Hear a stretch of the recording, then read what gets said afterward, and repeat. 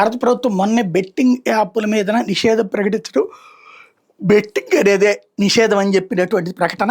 ఈ నేపథ్యంలో వాస్తవంగా ఈ టీమిండియాకి సంబంధించి ఇదివరకు ఉన్నటువంటి డ్రీమ్11 అనేటటువంటి బెట్టింగ్ యాప్ స్పాన్సర్షిప్ నుంచి తప్పుకుంది.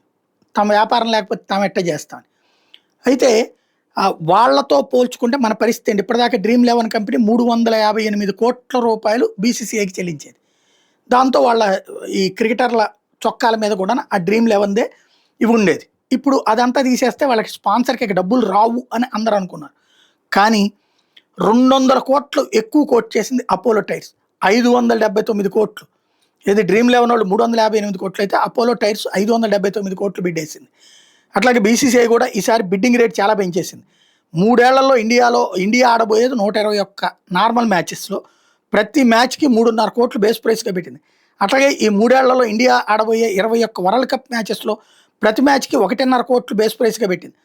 అంటే 455 కోట్లు బేస్ ప్రైస్ మీద బిడ్స్ పిలిస్తే కాన్మా అనే సంస్థ 544 కోట్లకి, అట్లాగే జేకే సిమెంట్స్ 477 కోట్లు, అపోలో టైర్స్ 579 కోట్లకి బిడ్ వేసినాయి.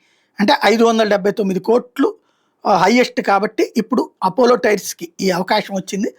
తద్వారా ఇక పైన క్రికెటర్ల చొక్కాల మీద అపోలో టైర్స్ బొమ్మలు కనబడతాయి మనకి.